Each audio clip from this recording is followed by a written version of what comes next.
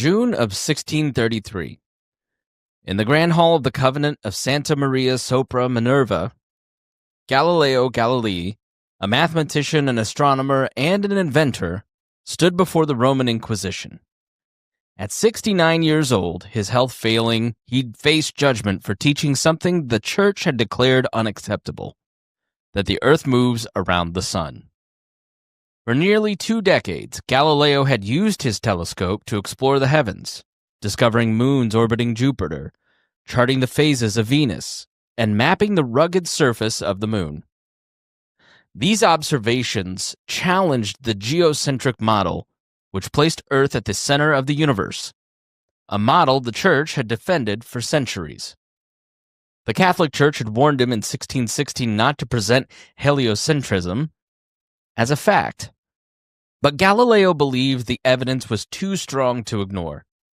When he published Dialogue Concerning Two Chief World Systems in 1632, presenting both the heliocentric and geocentric models, it was obvious which he believed to be true. The Inquisition summoned him to answer for it. After a formal trial, Galileo was found vehemently suspected of heresy.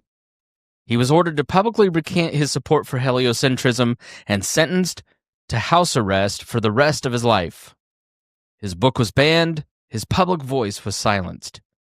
Yet his ideas couldn't contain. They escaped and spread quietly across Europe, fueling the scientific revolution. Over the next century, the heliocentric model became the accepted foundation of modern astronomy. Galileo's story is not just about science, it's about the courage of one individual to follow evidence and his conscience against the demands of the most powerful institution of his age.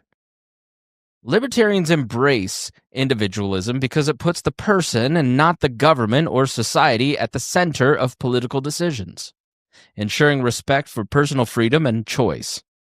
And in this episode, we're going to explore what individualism means, where it came from, how it differs from collectivism, and why it's central to a free society. So stay tuned.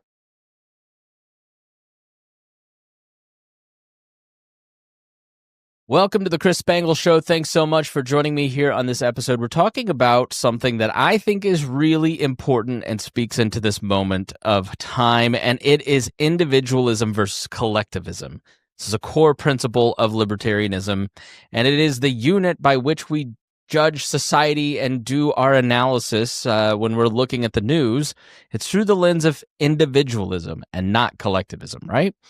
So we'll get into what that means. If you're not sure, maybe you have an idea, right? But let's get into it. So let's kind of jump back and talk about the evolution of the idea of individualism. For most of human history, people didn't see themselves as independent agents. This is what Glenn Scrivener calls the air we breathe, right? We just take for granted that individualism is something that we all it's the lens that we look through, right? It's the worldview that everybody thinks of themselves as an individual participating in a family and a society, but it hasn't been that way for most of human history. Identity was rooted in tribe and their clan and their village, or maybe a class. For instance, in medieval Europe, you were first a member of your family and a social station, like a peasant or a knight or a merchant, and not an autonomous individual making decisions for yourself. Your worth came from your role in that hierarchy, and your duty was to your community and your obedience to its customs. And I just think that's a completely foreign way of thinking here in America because we beat them in 1776. Psychologists call this the interdependent self. Your decisions weren't just yours because every decision that you made would impact the social status of your nuclear and extended family. And your behavior was measured by the expectations of your family, your church, your neighbors, and local ruling powers. And so there were some strengths to this collectivist worldview, and it was stability, belonging, a clear moral framework, right? People were able to tell you how to live, where to live. You weren't going out and trying to construct your own moral framework every 5 minutes and changing and having all this wrestling that we see so much in culture today. But it had a lot of drawbacks. It had little room for dissent, slow adoption of new ideas, and the suppression of personal conscience when it conflicted with tradition. So if you saw something that was wrong, you really couldn't speak out. So we're going to, in this episode, talk about the history of individualism, a few types of it, and some critiques and plus and minuses of it, let's say. So let's start with the development of individualism. How do we move from, think of Braveheart and those Scottish clans in the Highlands, or the New Guinea indigenous tribes that, National Geographic in 1960 are going and photographing, or Incan communities, right? How did we go from a clan-based society to an industrial society like we live in today? What are some of the highlights? So let's give you some of the highlights and how we got to that point. One flashpoint was in 399 BC when Socrates stood before the Athenian jury and refused to give up his search for truth, even at the cost of his life. They killed Socrates because he was annoying and wouldn't touch kids. Look it up. That's the truth. The Stoic philosophers later argued that reason and moral worth exist in every human being, regardless of status. So, embedded in ancient Grecian culture is the idea of individualism, starting with Socrates and then filtering through those philosophers. Christian contributions also cannot be understated. Christianity introduced a radical spiritual equality. All people are made in the image of God, and breaks down those hierarchies, the Imago Dei, and they're personally accountable to God and their conscience, right? Salvation was personal. Each stood before God in judgment. So you and your family are not going to stand in front of God. The Christian conception of individualism is that you alone will stand before God, and you must answer for your sins, and that's why Jesus saved us from them. So the Protestant Reformation took that even further. Martin Luther declared the priesthood of all believers, quote unquote, teaching that every Christian could read and interpret the scripture without a priest as a mediator. And conscience became a personal responsibility for God. In time, Protestant work ethic ideas, especially the concept of a personal calling, fostered a sense of self-reliance and purpose in work. Catholic thought also developed personalism, teaching that each person has an intrinsic dignity and must never be treated merely as a means to an end. So that idea that you can wake up in the morning and follow your passion every day has its roots in Protestantism. I can't say it. You know what I mean. And then, personalism takes that and says that you're not just a cog in a machine. You don't exist to go out and get a paycheck and then die. You are a human being worth so much more than that, right? You're not just like a robot, right? So then we move on to the Enlightenment, okay? The Enlightenment has people like John Locke, who argued that life, liberty, and property are natural rights and that the government exists to protect them, not grant them. We covered that in detail in the previous episode. Go check that out. And John Stuart Mill defended individuality in thought and belief as essential to human progress. So then we move on to the Romanticism and Transcendentalism period. And you have thinkers like Ralph Waldo Emerson and Henry David Thoreau in the 1800s, urging people to trust their inner moral compass and resist conformity and live deliberately. And so by the time and then you also have the American founding.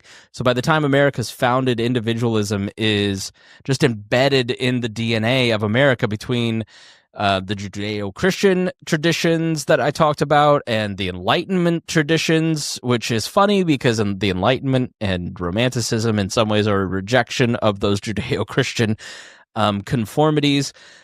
But it all comes together in the American idea that every individual is made in the image of God, therefore worth liberty and dignity and justice, and afforded liberty, dignity, and justice. Excuse me. I've had a lot of caffeine today, so I'm talking very fast, so I apologize.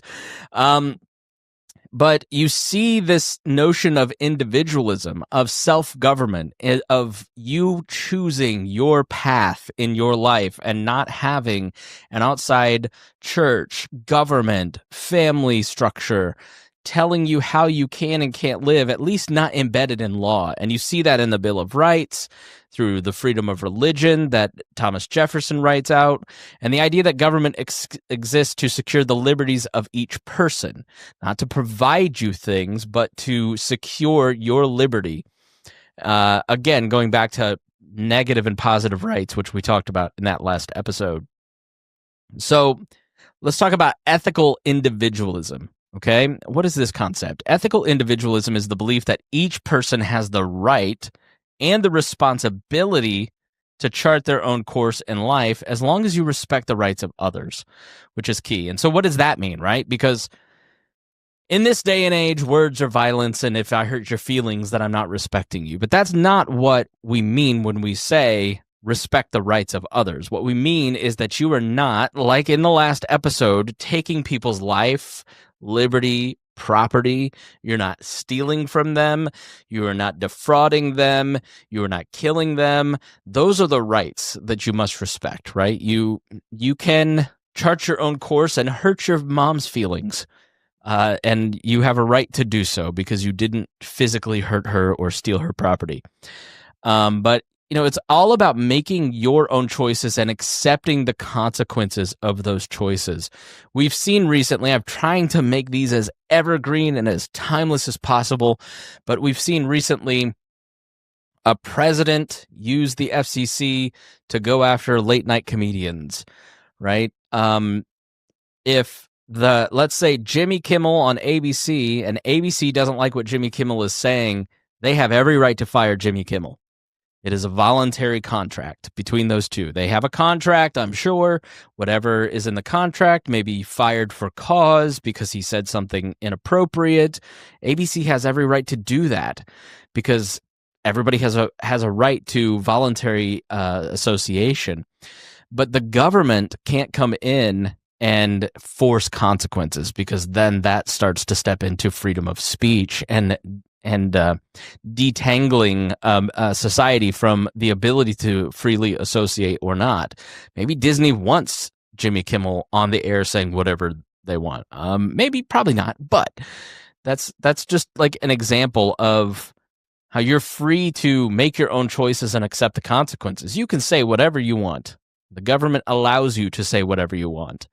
And if the government doesn't allow you to say whatever you want, then that's a problem, right? So, but you also accept the consequences of your words. Libertarians believe in this kind of freedom because it encourages responsibility. Personal responsibility, when I was coming up in the conservative and libertarian circles, was like the go-to. People talked about it all the time. Ayn Rand, Ronald Reagan, Rush Limbaugh, personal responsibility in the 90s and 2000s, and George W. Bush. It's all we talked, personal responsibility. Seems to have gone out of fashion to talk about personal responsibility. It seems like we're saying it's the left's fault or the right's fault, and we now have collectivized groups that we can blame for our own failures. That's not what I believe, and we'll talk a little bit about that collectivization next, but we believe in personal responsibility because if you're free to choose your education, career, or medical care, you also bear the cost if it fails, and you enjoy the rewards if it succeeds. You have to be able to get the full benefits or consequences of any decision you make, and if you have that responsibility, you're going to make better decisions. You're going to make more informed decisions. You're going to have better services because you're directly involved in making those decisions. Car insurance is a lot better than health insurance because there's a lot less regulation and a lot more ability to make better choices. In an ethical individualist society, you're not expected to depend on the state to make your life decisions. Instead, you're encouraged to be self-reliant while still free to join communities and causes voluntarily. Again, libertarianism is all about it's about voluntary, right? Libertarianism is not cultural in the way that conservatism and progressivism try to be cultural. Libertarians' main proposition is should the government have the power to do something? And the answer in libertarianism is usually no. But it is not, should this group or that group do that to this group, right? It is that is a function of our society, which is why libertarianism has fallen out of fashion with so many people, is because they want to use cultural and political power to do what they want to do instead of just saying, we wash our hands of cultural power and let's just focus on the monopolization of violence within the government and its impact on individuals. So let me give an example of an ethical individualist society, right? I mean, you see it all the time. You should have the freedom to choose your own education or healthcare without heavy government mandates or restrictions. But I'd also say, like, a modern challenge is, in the age of social media, conformity can come not from the government, but from online mobs. The pressure to think and speak a certain way tests whether we truly value the freedom of conscience we claim to defend. When you look at the freedom of speech examples that happen so often, individuals are free to make the decision on their own vaccination status, and a business can say, I don't want to associate with you or not. But at the same time, like, what's the real risk of that, right? A late night comedian can be fired for freedom of speech. They have the ability to disassociate with that person, but should they, right? Is that a precedent that we want to set? We are doing a lot of things to please mobs online on all sides. And instead of thinking about the consequences, I wouldn't say the consequences, the permission structure that is being built around that, right? You have to stop and step back as an individual and say, is this the world that I want to live in? Is this the world I want my kids to grow up in? Do I want my kids to live in a world where something they tweet at 16 will get them fired at 38? Most people think, no, that's crazy. We shouldn't build that permission structure. We should give grace and say, you were 16 and you said something dumb. You know, maybe there's a different tolerance for somebody who is 48 and saying something currently that an employer or a group of people online don't like. But at the end of the day, you just, I tend to like say, look, okay, I want more speech. I want more awareness, because then I know your values and you and I can argue about those values and shape and change each other's ideas. And maybe you'll see it my way and maybe I won't, but we're going to step into the conversation and have it and fight it out and see where we can find common ground and where we can't. And if we can't on some big issues, like, do you think immigrants are humans? Then I guess we can't be connected, right? Like, if you're a racist, it's really hard to be in community with people that are Black or Hispanic, because you're denying their dignity, their fundamental right to live, and altering it in a way that's a right to live, right? So, but I err on the side of more speech and not allowing online mobs to go in and try to shape society in its image, because cancel culture on left and right, it's not working for us. It's too insane, right? So I look at it from a position of principle and not which team am I on, right? Because I've seen a lot of people say, well, I'm on the side of the comedian, but they weren't on the side of Alex Jones. You know, you like, to be consistent, you really kind of have to be on the side of Alex Jones and Jimmy Kimmel. Right? The government can't jawbone Facebook and Twitter to get rid of Alex Jones from 14 social media platforms in 24 hours. And the government can't also tell ABC that it has to let Jimmy Kimmel go, right? Like, that's the consistent principle. But if you're trying to find justifications to virtue signal to your team and say, I'm with you, as opposed to the principle, well, then you're not an individualist, right? Individualists look at principles and examine things from that point of view how does the principle apply in this situation versus what can I say that will make my team happy so they know I'm on their side? And I think that's a lot of what's going on. So political individualism applies these ideas of, social interactions to government. And so from the libertarian perspective, the state's proper role is to protect individual rights like life, liberty, and property, but not to dictate how people live or to force them into collective goals. So this means opposing overreach, whether it's mandatory military service, censorship of unpopular ideas, or regulations that strangle small business. So let me give you a case example. West Virginia versus Barnett in 1943. The Supreme Court ruled that students could not be forced to salute the flag or say the Pledge of Allegiance. Justice Robert Jackson wrote, quote, "If there is any fixed star in our constitutional constellation, it is that no official can prescribe what shall be orthodox in politics, nationalism, religion, or matters of opinion." Right? So, see a lot of government officials these days saying you can't burn a flag, that you have to say the Pledge of Allegiance. That's forced patriotism. That's not allowing the individual to express their love or disdain of country. Whether you love or disdain this country, that does not matter to the government. The government should just exist to protect your life, liberty, and property. It shouldn't pass laws to force people to love it. That is collectivism in the name of nationalism. That is not individualism. It's un-American. Libertarians also oppose the military draft, which forces individuals into actions against their will, violating personal autonomy. So, you are not property of the state. The state cannot force you to go to war because it has decided to go to war, especially if it is against your belief system. Because you are a part of the nation, you are not owned by it. So let's jump into individualism versus collectivism and kind of narrow down on this. Understanding collectivism, collectivism, like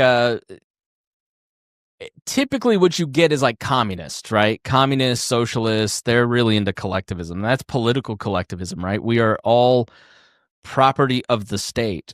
But I would say white supremacy, racism, anti-Semitism, these are forms of collectivism too, where you are taking a group of people and applying a broad brush to them, assigning all members of that identity traits, and then trying to craft policy for those different groups. So collectivism places group goals above individual rights. Leaders or majorities decide what benefits the whole, and individual freedoms can be restricted to serve that vision. And this is a question that I think you have to ask yourself a lot when you're watching the news. How much political force should be used to make me participate in your vision of the world and vice versa? I'm a Christian. Make no bones about it.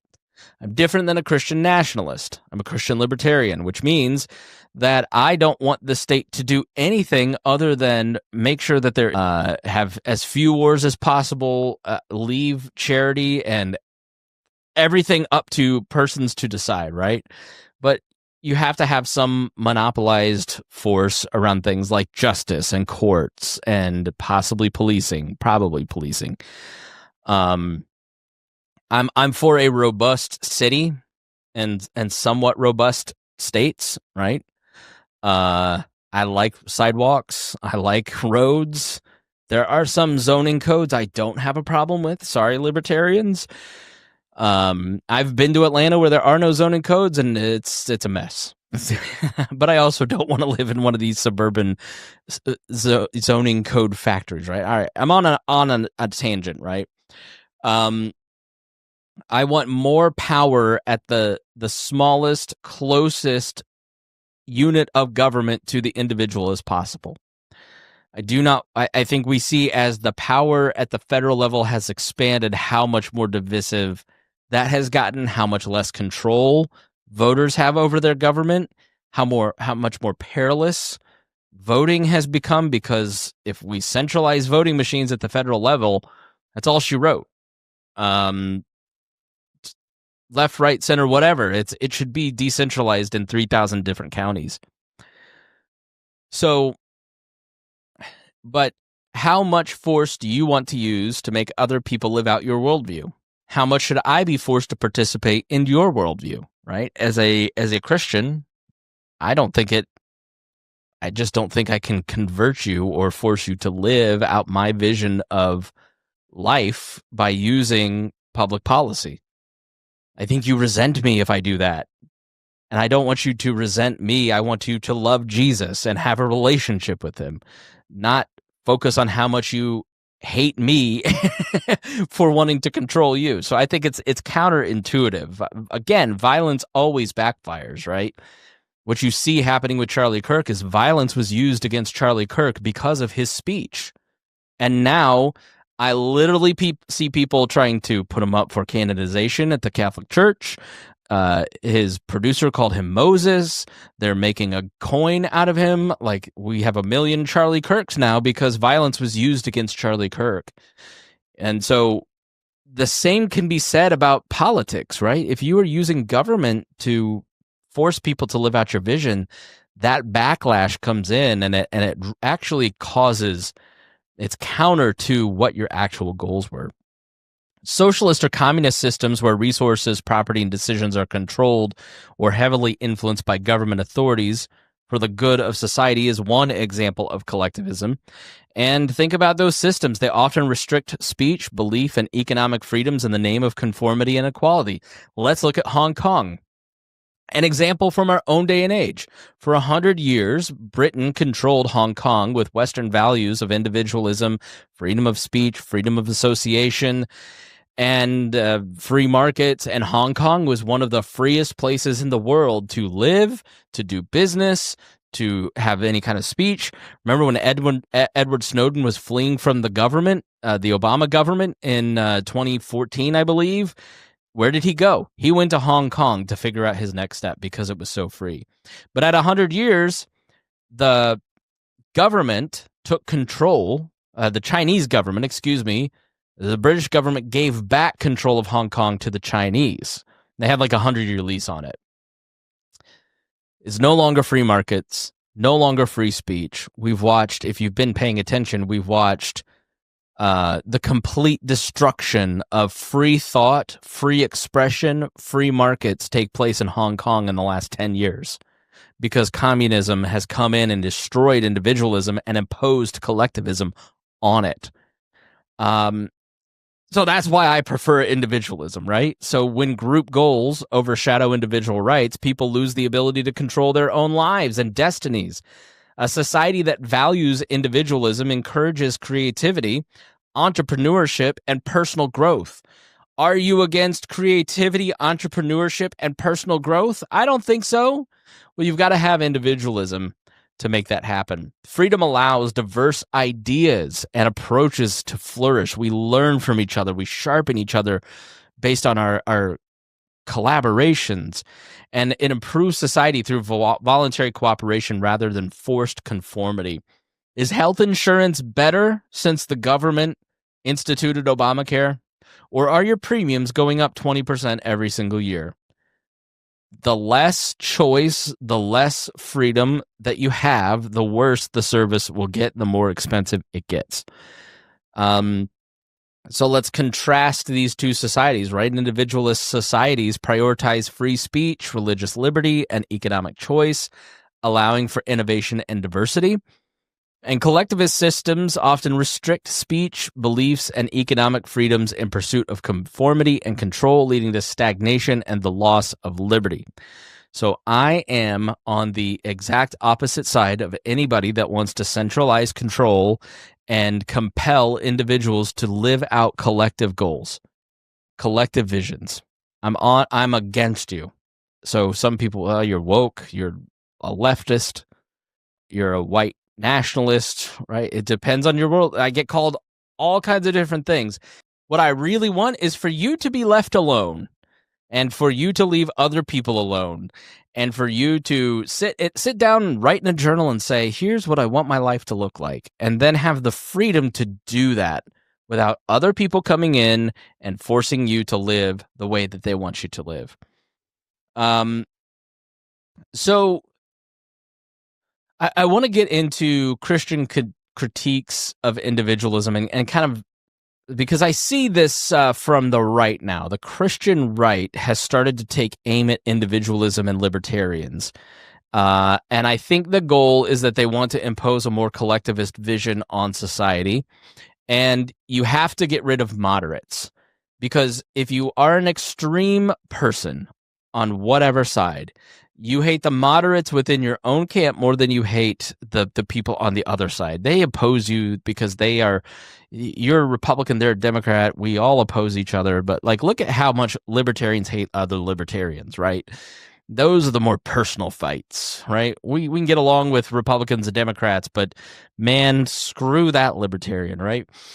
But I think the reason that you see a lot of the more collectivist, right-leaning people taking aim at individualism and Christians and libertarians who are more in line with individualism versus collectivism is that you've got to get rid of the example. Because if the conscience is there, then people can look at the conscience of, hey, this is what, hey, Chris Spangle says that you have permission to be an individual. You have a right to life, liberty, and property.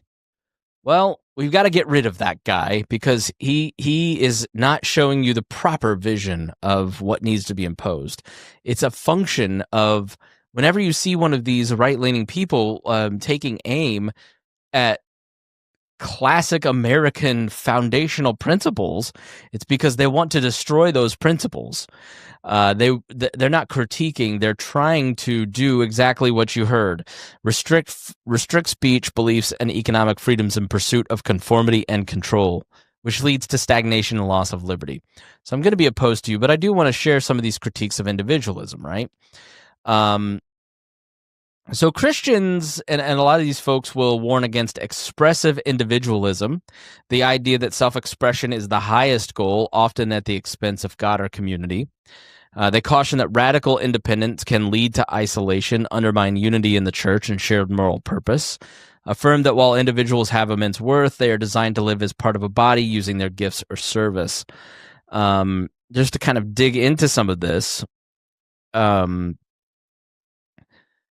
expressive individualism versus a God-centered identity.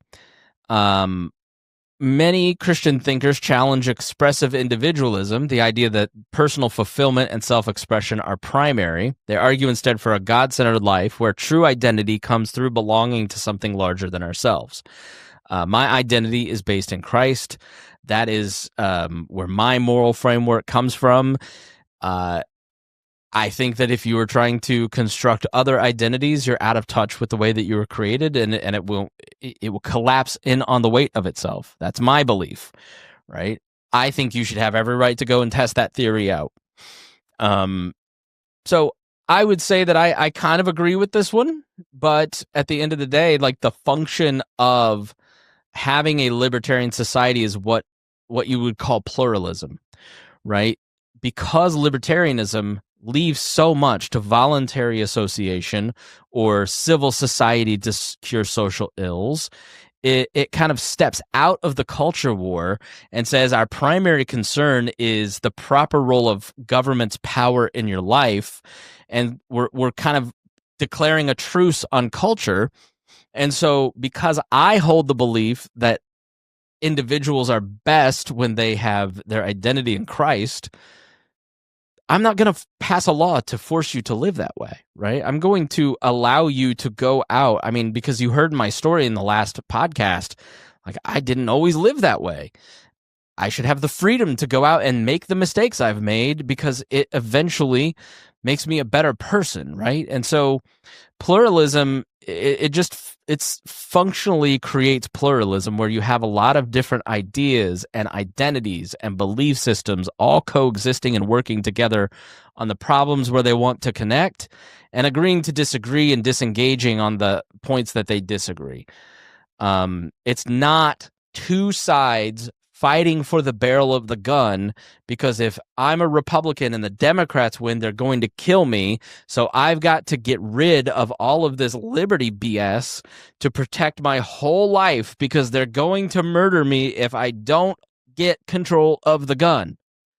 It's a sick and twisted worldview, to be honest with you, because once you get out in the world and you just accept that pluralism it's either pluralism or war. You don't have a choice. You either have to coexist with people that have different beliefs, religions, identities than you, or you will perish as a country, as a nation. So when individualism becomes radical, rejecting all communal bonds, like living out in the forest, it erodes relational identity. Critics warn this leads to a form of loneliness alien to Christian community, which emphasizes mutual belonging and shared purpose.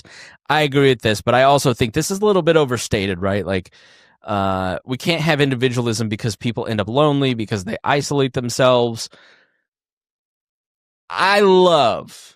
My guilty pleasure is Homestead Rescue with Marty Rainey. And inevitably, they do like recap shows, and they go back, and these people who like move out to the country and cut themselves off, they eventually move back, or they find community in where they're at. Like, we're just communal beings. And I think if somebody were to move out in a Ted Kaczynski cabin, they wouldn't stay there long. I just think that's an overwrought position. An overly individualistic faith, My Bible and Me, has fragmented Christianity globally, resulting in thousands of denominations and undermining communal unity. Christianity emphasizes the body of Christ, not isolated selves. Yeah, that's kind of a tension between Catholicism / Orthodox and Protestants. I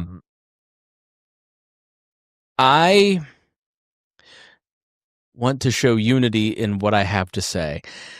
I am a Presbyterian in a small Presbyterian branch, right? And I think, I don't know, if the Catholic Church had not misbehaved for so long, we wouldn't, if they hadn't been lusting after worldly power instead of godly power, then we wouldn't be in this situation. I think you tend to find community with Christians of different denominations if you try, and you may not worship with them on Sunday, but if you go out in your community and you're working on shared projects, like at Shepherd Community Center here in Indianapolis, there's people from all kinds of denominations working on godly pursuits together. I just don't see the level of division and anger acted out in the very Christian circles that I work in and live in here in Indianapolis, that is cross-denominational, that I often see expressed on social media by people who are trying to get you into Orthodoxy or Catholicism. So I just don't buy it. I think saying there's a million different denominations is just sort of, it's like a thing people say, but that's because they want you to join their team. Theologians like C.S. Lewis argue that Christianity values individuals, not isolated atoms, but as essential parts of a larger body. So each, I wrote this poorly. Theologians like C.S. Lewis argue that Christianity values individuals not as isolated atoms, but as essential parts of a larger body, each person offering unique gifts for communal flourishing. Moreover, Christianity offers theological roots for individualism grounded in sin and redemption. The individual must stand alone in repentance and faith, but it is called to holiness within community. And I think, as usual, C.S. Lewis gets it right. You are called to, as I have talked about on the show before, you are called to focus on your personal life.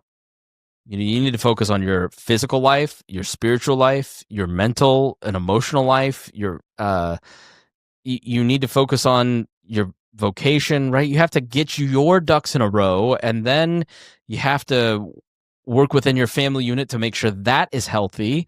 And then, then you go out into the community, right? But there's just to say that, to make this a binary choice of individualism means that you are alone is just not the truth. If you think back to the beginning of this episode, we're talking a lot about voluntary cooperation. Like, individualism is not isolation. Individualism is working together with a lot of different people that you don't always agree with, to achieve certain goals because you have agreed that you're not going to use violence to solve the problem. Collectivism uses violence to force you into groups and then never solves the problem. So it's not isolation. It is working within small communities to solve big problems. So just to wrap it up here, the journey from collectivist societies, which is really what most of history has known. Like, the reason the American founding 250 years ago was so radical is that it was created around the idea of individualism and not collectivism. You didn't exist within a patrimonial system where there was the head of a clan and then he was giving the wealth to his friends. What's the saying that Jonah Goldberg always talks about? For my friends, everything. For my enemies, the law.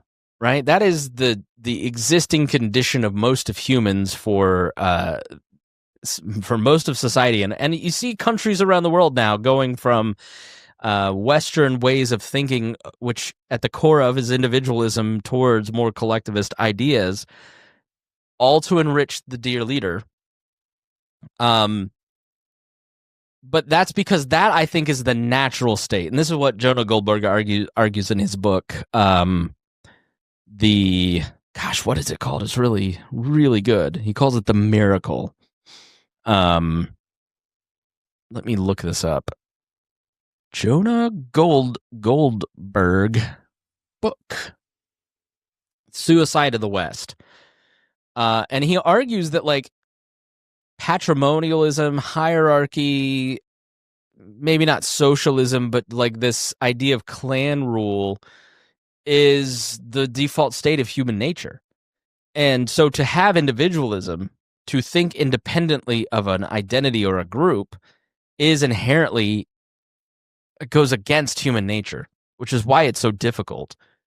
But we've fought long and hard to get to this point, to allow people to make decisions to how they want to govern their life. Christianity helps shape it by affirming personal dignity and conscience, even as it continues to warn against individualism detached from community. Libertarians embrace individualism because it protects conscience, encourages responsibility, and fuels human creativity. I keep mentioning the word conscience, and let me explain that, because change starts when your conscience is pricked and you hear it and you go, this isn't right. This needs to change. That is the beginning of change. I feel guilty. I feel shame around this. I feel empathy for that person. It's your conscience that is really a guide when it comes to how to act out your values as an individual. Libertarians embrace it because it protects conscience, encourages responsibility, and fuels human creativity. But the healthiest form is grounded in virtue and balanced by voluntary cooperation. Galileo's defiance in 1633 reminds us progress begins when individuals have the courage to follow truth over authority. Protecting that freedom is at the heart of what it means to live in a free society. So I hopefully that helps you understand individualism a little bit more. I sometimes feel like these even though I have written my outline, I feel like that makes it even more of a mess. I don't know why. But I just, I've been thinking a lot about individualism in kind of the way that things are happening in the news cycle and how important they are, and how important it is to kind of stand as an individual by understanding your values, understanding your principles, understanding these foundational principles of what makes a free society and what makes a healthy society, and having the courage to stand opposite your group when they inevitably cross the line. Like, if you are, like, I don't want to I'll pick on both sides of free speech. Like, how many times am I, like, the Dixie Chicks? Okay, here's the example. The Dixie Chicks. Don't like the Dixie Chicks because that Earl song was big. Like, I grew up loving Eminem, and I just remember how much flack he took for all the, fake songs about killing his ex-wife, how awful it was, and how could our kids listen to this? And in the same exact time, this song Earl that the Dixie Chicks had was the same exact premise. And then everybody played it on the radio and loved it. And I'm just like, that seems hypocritical. But the Dixie Chicks get canceled in, like, I don't know, 2003 or 4. They go out of country to a concert. They criticize George W. Bush and the Iraq War effort, and they get canceled. Like, they get all these tours canceled, and the media's like, how awful are they? Blah, blah. I just remember thinking, like, I don't agree with them, but maybe we're overreacting a little bit to this. That was like my first cancellation. Okay, now I've been through this a million times. This ain't my first rodeo with cancellations, and so they're liberal and they're in country music, but they're kind of liberal leaning, and so they pay for that because they didn't say what their in-group wanted to hear, and they kind of fell out of the charts and kind of and then start to come back, and then we sort of move from like a conservative leaning area to a liberal leaning area. And now the Dixie Chicks get canceled because they have Dixie in the name. And now they're just called the Chicks. And the other side gets rid of them because how could you be so racist and hateful by having Dixie in your name? I'm just hoping now we get like now that we're going back to a conservative culture, that they get canceled again for that stupid Earl song. That's what I'm arguing for. But like, it just shows you that it's just back and forth. Like, people who were arguing against COVID-era censorship are now arguing for Jimmy Kimmel to get canceled. You have people who are free speech warriors who were like, let's get rid of Alex Jones. It's just stupid. Like, it drives me crazy. And the only way to not go crazy is to understand the value of free speech and why it's important and hold fast to the principle. And even if you're a right-leaning person speaking up and saying, yeah, Jimmy Kimmel... look, I think Jimmy Kimmel has his funny moments. I don't watch him anymore, but the first monologue he gave back that Tuesday night was fantastic. He said, I mean, people clearly didn't listen to what he said because they have all kinds of perception about it. It's like, you guys are the ones who said, no, you're getting Charlie Kirk wrong, just listen to him, but now I'm going to get Jimmy Kimmel wrong, and don't call me out on it. I had an argument with a guy. I just got to start arguing on Facebook. But my larger point, to bring it all back, right? It's just, I have followed politics for 25, 30 years now. I've been involved in political media for 20. It's never not going to go back and forth. It's always going to be tribal. It's always going to get team-based. It's only going to get worse the higher the stakes, the higher that we pretend the stakes are. And you're going to feel like you have to choose. You don't have to choose a side. If nobody has told you that, I'm telling you that. Because you're an individual with your own mind, your own values, your own beliefs, your own history as to why you think those things. And yes, it is painful to feel a part of an identity group and yet have conflicting ideas with the majority of the people in that group. That's just part of the brokenness of the world, is that we aren't all united together. We don't have harmony and peace. It's a broken and fractured world, and that is terrible and awful, and I'm sorry for it. You don't have to contribute to it with tribalism and partisanship and give up your individual thoughts and beliefs and stay quiet because you feel like you have to belong. So much of politics and social media today now is like joining a gang for protection because, well, I'm eventually going to say the wrong thing because everybody says the wrong thing because there's no standard. It's just mob justice. So at least if I'm with these guys, they'll have my back when I do the wrong thing. And then you just get a permission structure in your mind that you can start doing the wrong things and saying the wrong things. And, well, it doesn't matter because my boys are with me. That's not individualism. That's collectivism. That's crazy. So be an individual. Embrace individualism. Take from, like the Christian conception, right, is get into your Bible. Read what God has to say. Don't people please. The Bible repeatedly warns against people pleasing and pleasing men. And once you do that, you've given up truth. You have stopped adhering to what Christ says. Christ loses his power because you're trying to please other people. And so often the discourse is that if you're a conservative and you're trying to say something progressive, it's because you're a coward and you're not with us and you're not people pleasing. I'm calling BS on that, because to me, the ultimate cowardice is just saying whatever the group wants you to say. It is weakness. It is outsourcing your own beliefs and thoughts to other people. And that's that's one reason my faith has been so strengthened in the last few years, is because I just turn to Jesus, try to figure out what he wants, what he says, how he treated people. What he cared about is what I want my politics to care about. How he talked to people is how I want my politics to be. He had Simon the Zealot and he had Matthew the tax collector together on the same team, working towards making disciples of all the nation. Simon the Zealot hated Rome, hated the Roman government, probably participated in acts of violence against the government. What do you think he thought of Matthew the tax collector for the Romans, who was betraying his own people in their view? How were the first few conversations between those two?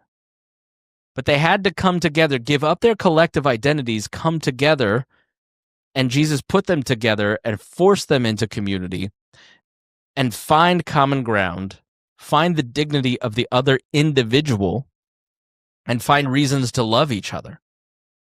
So it's possible. We have the model on how to do it. But yeah, I would just call you to have courage. There isn't a day that goes by that I don't talk to somebody. I talk to so many Republicans that are scared to say what they want to say. They know it's a clown show. They know it's ridiculous, but they're worried for their business. They're worried for their political careers. They're worried for their personal careers, that if they speak up and say what a clown show this is, that they're going to suffer the consequences. Well, you're giving into collectivism. You're being a coward. It's anytime you attach your identity so closely to a collective group and you give up individualism in your own mind, you are in peril. All right, thanks for joining me here on the Chris Spangle Show. I really appreciate it. If you got something out of this, I hope you share it. We've had a bunch of people download these shows, so I've had a bunch of messages. If you've written me, I've read your message. I would thank you for your message. I will share those on future shows. Haven't had time to respond to anyone, unfortunately. Just trying to get the time to do these. But I truly appreciate your notes, and thank you so much for joining me. We'll see you again here on the Chris Spangle Show.